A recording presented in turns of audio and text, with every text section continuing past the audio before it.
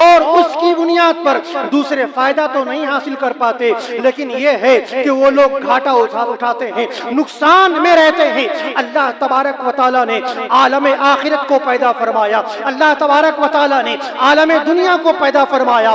عالم دنیا میں اپنی زندگی کو باقی رکھنے کے لیے ہمیں غذا کی ضرورت ہے، پانی کی ضرورت ہے، آب و ہوا کی ضرورت ہے، لیکن عالم آخرت میں کامیابی کے لیے انسان کو روحانی زندگی کی ضرورت ہے، اللہ والوں کی ضرورت ہے، اللہ تبارک و تعالیٰ کی رحمت کی ضرورت ہے۔ اگر ہمیں دنیا میں کامیاب ہونا ہے، ہمیں اپنی زندگی کو خوشحال گزارنی ہے، تو ہمیں اپنے جسم کو صحت و توانا رکھنا ہوگا، اپنے جسم کو تندرست رکھنا ہوگا۔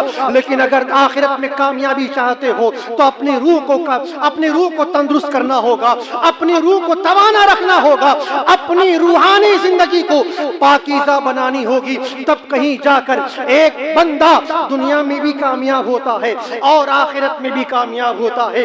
اسی آخرت کی کامیابی پانے کے لیے اللہ تبارک و تعالیٰ نے فرمایا ہے، یا ایھا الذین آمنوا اتقوا اللہ وکونوا مع الصادقین، اے ایمان والو اللہ سے ڈرو اور سچوں کے ساتھ ہو جاؤ، اللہ والوں کا دامن تھام لو، اللہ والوں کے ہاتھوں پر ہاتھ دے کر اپنے آپ کو بیچ دو، اللہ تبارک و تعالیٰ کے محبوب بندوں کے دامن سے وابستہ ہو جاؤ، ان کے حلقے بغوش بیٹھ کر ان کا فیض حاصل کرو۔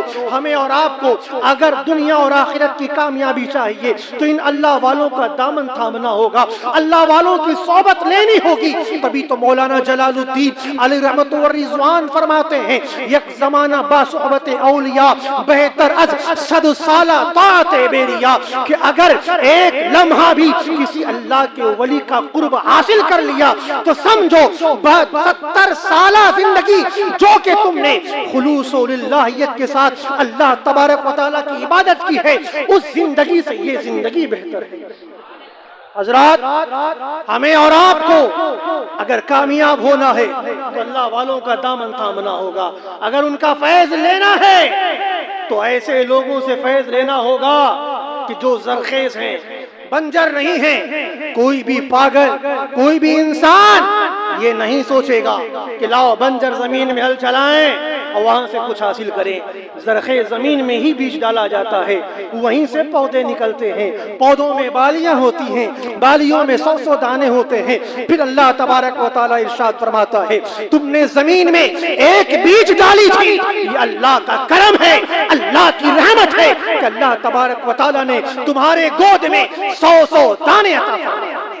تو ہمیں اور آپ کو بھی چاہیے کہ کسی ایک اللہ والے کا دامن، کسی ایسے پیر کامل کا دامن تھامنا ہوگا کہ جس کی بنیاد پر ہماری گود میں بھی 100 دانے آئیں، ہم بھی کامیاب ہو جائیں، اللہ تبارک و تعالیٰ کی رحمتوں کا حصہ ہمیں بھی مل جائے۔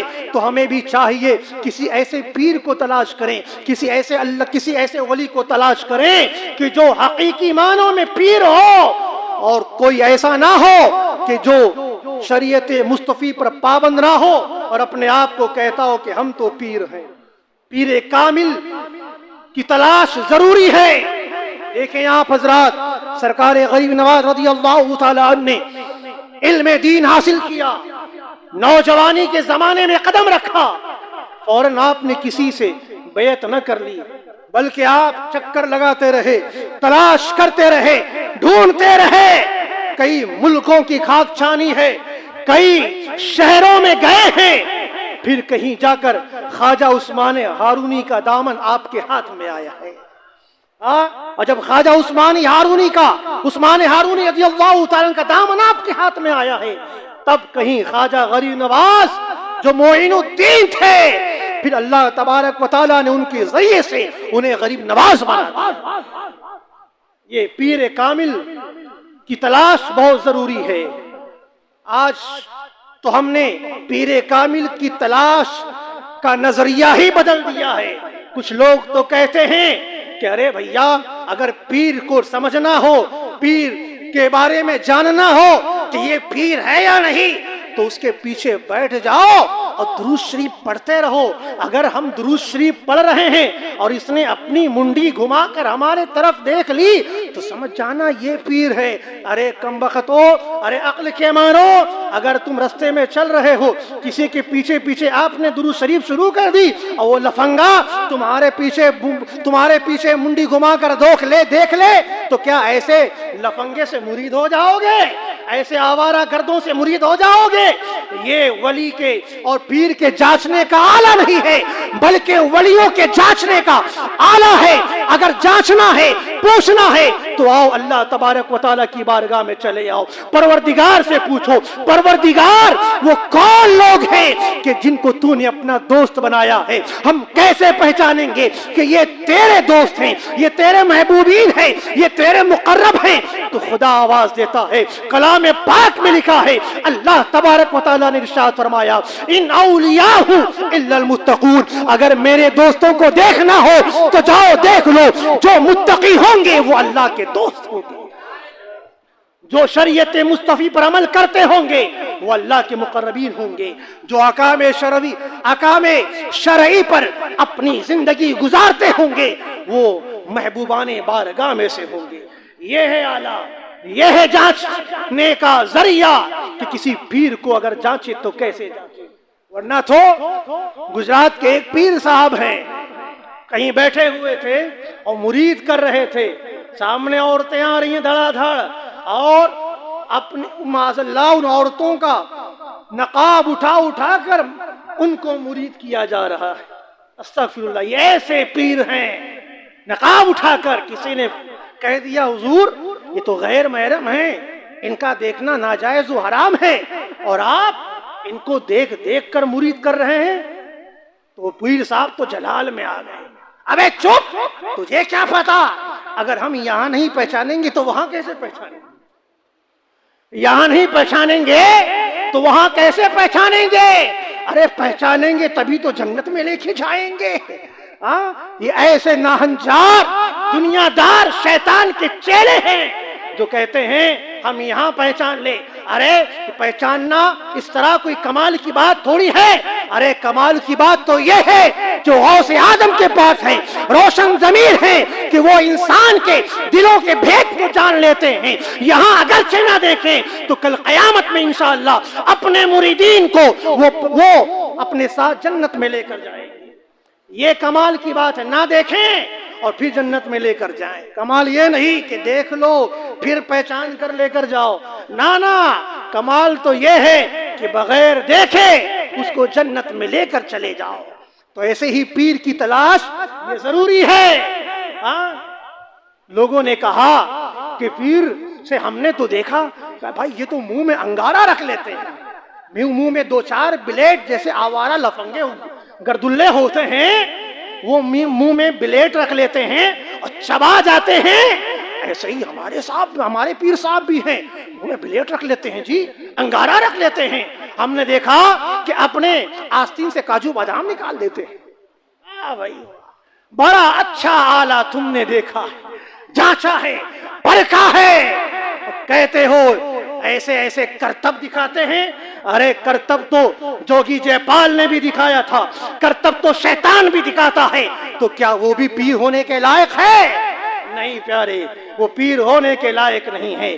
آؤ سرکار غوث اعظم کا واقعہ سنو۔ سرکار غوث اعظم رضی اللہ تعالیٰ عنہ کی بارگاہ میں ایک شخص آیا اور یہ سوچ کر آیا کہ میں غوث اعظم سے میں اگر کوئی کرامت دیکھوں گا تو ان کا مرید ہو جاؤں گا۔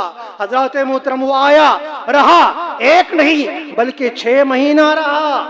سرکار غوث اعظم کو پتا چل گیا تھا یہ آیا ہے تو کس لیے آیا ہے، کیا سوچ کر آیا ہے، کس مقصد کے تحت آیا ہے۔ حضرت محترم یہ سوچ کر آیا تھا کرامت دیکھوں گا تو مرید ہو جاؤں گا، لیکن وہ پیر روشن ضمیر ہیں جو دلوں کے بھیدوں کو بھی جان لیتے ہیں، انہوں نے اس کی آنکھوں پر پردہ ڈال دیا۔ کرامتیں ہو تو رہی ہیں، کبھی آپ مشکلات کو حل کر رہے ہیں، کبھی آپ ڈوبی ہوئی نیا کو تیرا رہے ہیں، کبھی آپ بانجھ عورت کو بچہ دے رہے ہیں، کبھی مردے کو زندہ کر رہے ہیں، کبھی لوگوں کی پریشانیوں کو دور کر رہے ہیں۔ یہ کرامتوں کا ظہور تو ہو رہا ہے، لیکن آپ نے اس کی آنکھوں پہ پردہ ڈال دیا ہے، اس لیے اسے کرامتیں نظر نہیں آ رہی ہیں۔ ایک نہیں بلکہ 6 مہینہ ہو گیا، کرامت نہ دیکھا تو बोरिया बिस्तरा उठाया और चलने की कोशिश किया। गौसे आजम ने फरमाया इधर आ, कहाँ जा रहा है? हुजूर अब जा रहा हूँ। किस लिए आया था?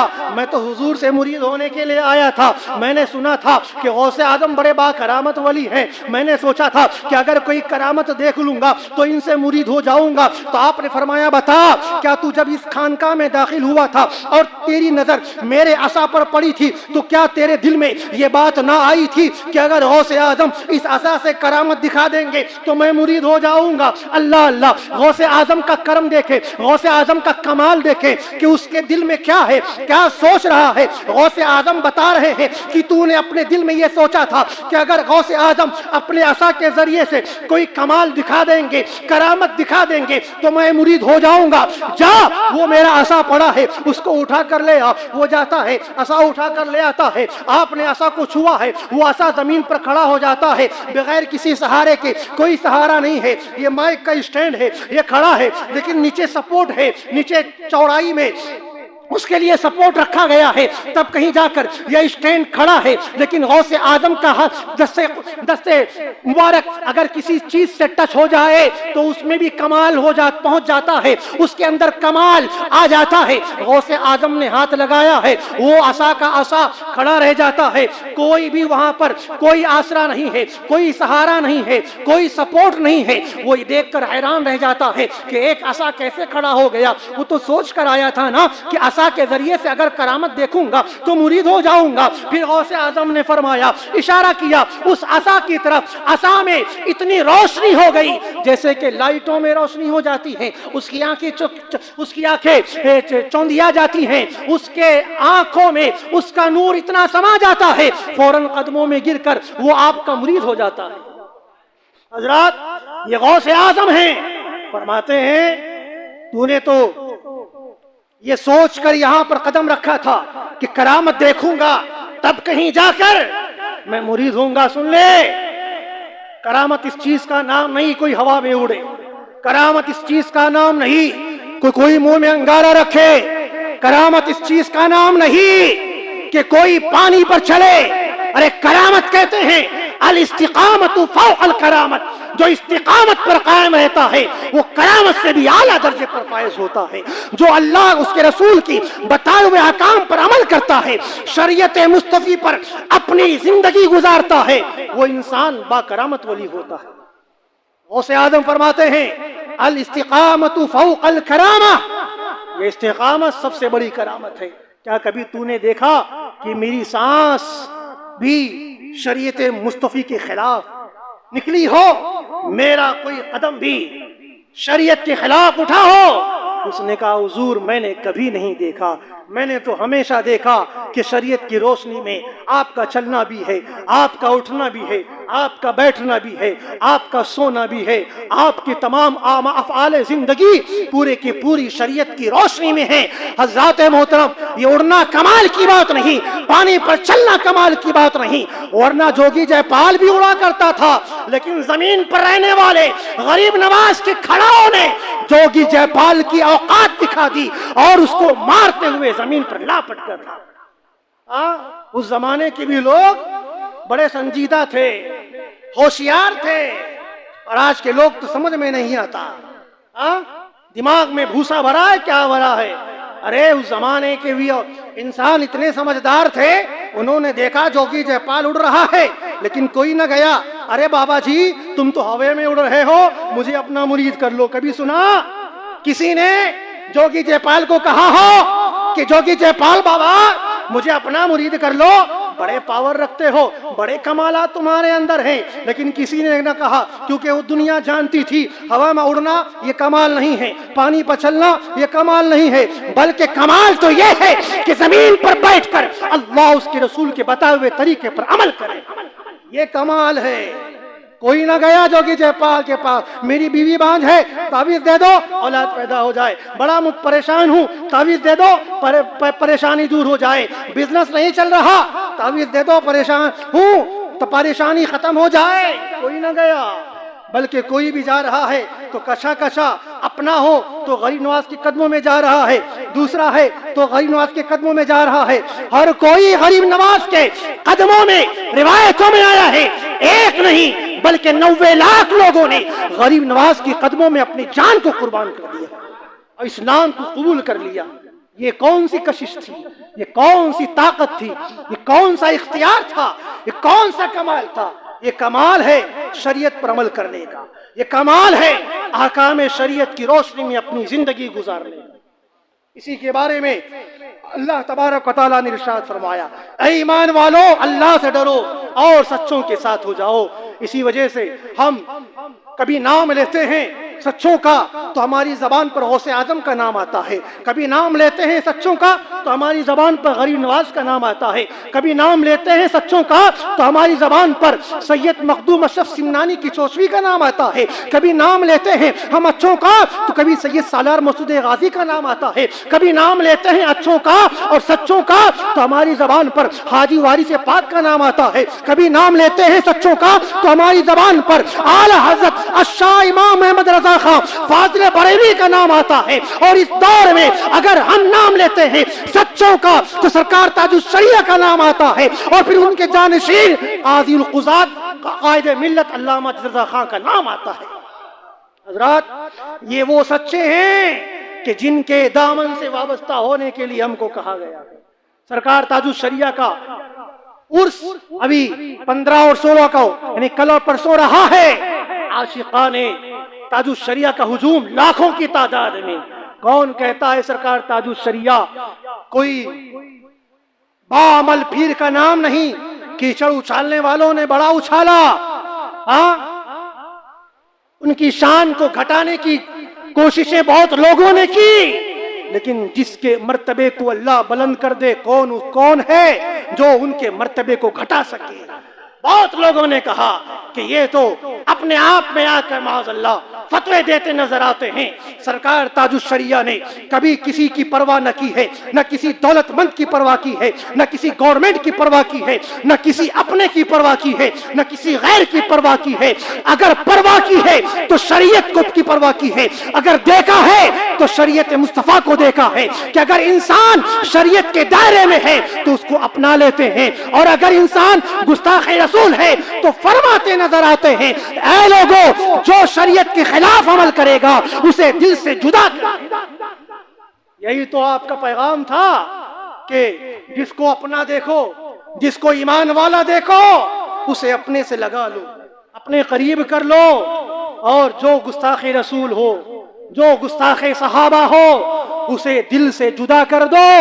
جس طرح دودھ سے مکھی نکال کر پھینک دیتے ہو اسی انداز میں پھینک دو، کیونکہ یہاں رشتے کام نہ آئیں گے، کام آئے گی تو آقا کی محبت کام آئے گی، کام آئے گی تو مصطفیٰ کا عشق کام آئے گا۔ کچھ کام نہ آنے والا ہے کل قیامت کے میدان میں، اگر کوئی کام آنے والے ہیں تو ہمارے آقا سیدنا محمد رسول اللہ صلی اللہ تعالی وسلم ہی کام آنے والے۔ آپ کے اندر اللہ تبارک و تعالیٰ نے وہ جرأت، وہ استقلال، وہ بہادری، وہ عزم و حوصلہ کا ذخیرہ پیدا کر دیا تھا کہ کوئی بھی سامنے ہو آپ شریعت کے احکام بتانے کے لیے جھجک محسوس نہیں کرتے۔ پاکستان میں انٹرنیشنل میلاد کانفرنس تھی، اس زمانے میں سرکار تاج الشریعہ علیہ رحمہ وہاں بھی گئے تھے، اور پورا اسٹیج بڑے بڑے علماء کرام سے کھچا کھچ بھرا ہوا تھا، بڑے بڑے پیر سجادگان بیٹھے ہوئے تھے۔ سرکار تاج الشریعہ علیہ رحمہ بھی پہنچے وہاں پر، دیکھا کہ غوث اعظم کے خاندان کے ایک فرد ہیں جو بیٹھے ہیں، سوٹ بوٹ پہن کر بیٹھے ہیں اور ٹائی بھی لگائے ہیں۔ سرکار تاج الشریعہ کی نظر جیسے ہی ٹائی پر پڑی ہے، اللہ اکبر، فوراً سرکار تاج الشریعہ نے ان کو قریب بلایا اور کہا، حضور یہ آپ نے جو ٹائی لگائی ہے یہ یہود و نصارہ کے مذہبی شعار ہونے کی بنیاد پر یہ ہمارے مذہب میں ناجائز و حرام ہے، آپ اسے نکال کر پھینک دیں۔ اتنا کہنا تھا، اس نے اس اسٹیج پر جتنے سجادے بیٹھے ہوئے تھے، بڑے بڑے علماء کرام بیٹھے ہوئے تھے، ہکا بکا رہ گئے، سکتے میں آ گئے۔ اللہ اکبر، یہ سرکار تاج الشریعہ ہیں کہ جن کے اندر اللہ نے وہ بہادری عطا فرمائی تھی کہ شریعت کے احکام بتانے میں کوئی ڈر نہیں ہے، کوئی جھجک نہیں ہے۔ یہ نہ دیکھا کہ غوث اعظم کے خاندان کے ہیں، بلکہ یہ دیکھا شریعت کے حدود کی پامالی ہو رہی ہے، فوراً آپ نے تنبیہ کر دی، اور تنبیہ کرنے کے بعد آپ نے مسائل بھی بتائے، مسائل بتاتے گئے، اور وہ شہزادہ غوث اعظم بڑے آرام کے ساتھ سرکار تاج الشریعہ کے مسائل کو سن رہے تھے، اور جیسے ہی وہ مطمئن ہو گئے، شہزادہ غوث اعظم اٹھے اور اپنے گردن سے وہ یہودوں اور نصارہ کی غلامی کا پٹا اور ٹائی نکال کر پھینک دیا، اور کہتے ہیں آج کے بعد سے یہ شہزادہ کبھی ٹائی نہیں پہنے گا۔ دیکھیں سرکار تاج الشریعہ کی جرات، دیکھیں استقلال، دیکھیں۔ کوئی اور ہوتا تو بتاؤ، کوئی کہتا ارے نہیں شہزادے غوث اعظم بڑے باپ کی اولاد ہیں، نہ کہو، ورنہ کہیں ایسا نہ ہو کہ مرید ہم پر چڑھ دوڑے، ہمیں ہی پکڑ لے میں۔ لیکن یہ تو خاصہ تھا سرکار تاج الشریعہ، یہ ملکہ تھا سرکار تاج الشریعہ کا۔ یہی نہیں بلکہ ایک مرتبہ آپ ہالینڈ کی سرزمین پر گئے، وہاں بھی ایک کانفرنس تھی، بڑے ہال میں کانفرنس تھی، بڑے بڑے وکیل، بڑے بڑے وہاں پر انجینئر اور ڈاکٹرز وغیرہ موجود تھے۔ دیکھا کہ افسروں کے گلے میں ٹائی لٹکی ہے، پھر سرکار تاج الشریعہ علیہ رحمہ نے برملا وہاں پر ان مسائل کو بتانا شروع کیا، اور وہیں پر آپ نے ایک فتویٰ لکھ کر دے دیا کہ سن لو، یہ ٹائی باندھنا یہود و نصارہ کے مذہبی شعار ہونے کی علامت ہے، اس بنیاد پر ہمارے مذہب میں ناجائز و حرام ہے، جتنے لوگ پہنے ہوئے ہیں سب حرام کاری کے مرتکب ہیں، سب نکال دیں۔ اتنا کہنا تھا، جتنے بڑے بڑے پڑھے لکھے لوگ تھے سب نے اپنے اپنے گلے سے ٹائی کو اٹھا کر پھینک۔ یہ سرکار تاج الشریعہ کا ملکہ، ورنہ تو کون کہتا ہے؟ میں نے تو اپنی آنکھوں سے یہاں دیکھا، حضور قاضی القضات فی المہاراشٹر مفتی محمود اختر صاحب قبلہ کو میں نے اپنی آنکھوں سے دیکھا، ایک کھرب پتی کے لڑکے کی شادی اسی بمبئی میں تھی، بڑا میمن، بڑی پارٹی تھی، میں بھی اس اسٹیج پر بیٹھا تھا، وہاں پر ڈاکٹر نثار معرفانی پاکستان سے نعت پڑھنے کے لیے آیا تھا، وہاں محفل چل رہی ہے، لیکن 4-5 لوگ ہیں جو وہاں پر ویڈیوگرافی موبائل کے ذریعے سے کر رہے تھے۔ اسی درمیان میں حضور مفتی محمود اختر صاحب قبلہ تشریف لے آئے۔ اللہ اکبر! یہ جرأت دیکھیں، یہ استقلال دیکھیں، یہ بہادری دیکھیں، یہ شریعت پر عمل کرنے کا جذبہ دیکھیں۔ مفتی صاحب جیسے ہی اسٹیج پر تشریف لائے، آپ نے فوراً ڈاکٹر نثار معرفانی سے مائک لے لیا اور فرمایا سن لو، ہم لوگ مسلک اعلی حضرت کے ماننے والے ہیں، سنی صحیح العقیدہ ہیں، ہمارے مذہب میں ٹی وی ویڈیو کشی اور تصویر کشی ناجائز و حرام ہے، بند کر دو ورنہ اٹھ کر چلے جائیں۔ یہ نہ دیکھا کہ دولت مند ہے، یہ نہ دیکھا کہ پیسے والا ہے، یہ نہ دیکھا کہ اس کے ذریعے سے نہ جانے کتنے کام ہوتے ہیں، بلکہ برملا آپ نے شریعت کے احکام کا اظہار فرما دیا۔ یہ اللہ والوں کی شان ہوا کرتی ہے۔ سرکار تاج الشریعہ علیہ رحمہ دبئی کی سرزمین پر ہیں، وہاں پہنچے تو جمعہ کی امامت کرنی تھی، نماز پڑھانی تھی، اتفاق سے اس مسجد میں مائک پر نماز پڑھائی جاتی تھی، آپ کو پتا چلا، مائک فوراً ہٹا دیا اور مکبرین کو کھڑا کروا دیا کہ نہیں، مائک پر نماز مکروہ تحریمی واجب الاعادہ ہوتی ہے۔ لوگوں کے بارے میں یہ نہ سوچا کہ جن لوگوں نے ہمیں بلایا ہے کہیں ایسا نہ ہو کہہ دیں حضرت ٹھیک ہے تو آپ نہ پڑھائیں، بلکہ آپ نے اپنے جرأت و استقلال کا وہاں پر اظہار فرمایا ہے، اور جو صحیح مسئلہ ہے اسی مسئلے کو لوگوں کے سامنے رکھ دیا، مائک ہٹایا اور پھر نماز پڑھائی۔ ایک کھرب پتی تھا جو سونے اور چاندی کا بیوپاری تھا، تجارت کرنے والا تھا، وہ آیا حضور سلام کرنے کے لیے، حضور دعا کر دیں۔ کسی نے کہہ دیا حضور یہ اپنی کمپنی میں رمضان کے مہینے میں کسی وہابی سے وہاں تراویح پڑھواتا ہے۔ اللہ اکبر! اتنا سننا تھا، سرکار تاج الشریعہ علیہ رحمہ کے چہرے پر جلال آتا ہے، ہاتھ پھینک دیتے ہیں اور فرماتے ہیں نالائق دور ہو جا کہ تو ہے جو اپنے کمپنی میں وہابیوں کی نماز کرواتا ہے۔ اس نے کہا حضور مجھے پتا نہیں، مجھے یہ مسئلہ پتا نہیں تھا۔ تو سرکار تاج الشریعہ نے مسئلہ بتایا اور ان دیوبندی اور وہابیوں کے غلط عقیدوں کے بارے میں بتایا۔ اس نے توبہ کی، حضور مجھے معاف کر دو. اس نے اللہ کی بارگاہ میں توبہ کی، سب لوگوں کے سامنے توبہ کی، اور پھر سرکار تاج الشریعہ سے عرض کرتا ہے حضور اب آپ میرے گھر میں چلیں. اللہ اکبر. تاج الشریعہ فرماتے نہیں ابھی میں تمہارے گھر نہیں جا سکتا، پھر کبھی میرا دورہ ہوگا تو پھر آؤں گا. اتنے دنوں میں تمہارے بارے میں جب تک یہ معلوم نہ ہو جائے کہ تم اپنے توبہ پر قائم ہو اس وقت تک میں تمہارے گھر نہیں جا سکتا. دوسرا پیر ہوتا تو ارے بھیا کاہے پیسے والے ہو کیوں تم کو ناراض کر، چلو کوئی بات نہیں، ایک مرتبہ وہابی کو بلا لیا تو کیا ہو گیا، چلو ہم بتا دیں گے، ہاں چلو ہم سمجھا دیں گے. نہیں، ایسے دو رخی پالیسی پر عمل کرنے والے وہ پیر نہیں ہوتے ہیں، وہ مصلحت کا نام دے کر وہ عالم نہیں ہوتے ہیں، بلکہ ان لوگوں نے دین کا سودا کیا ہے. اگر دین کو بچانا ہے تو ایسے عالموں کا ساتھ دینا ہوگا، ایسے پیروں کے قدم سے وابستہ ہونا ہوگا اور اپنے ایمان اور عقیدے کی حفاظت کرنی ہوگی. یہ ہے سرکار تاج الشریعہ.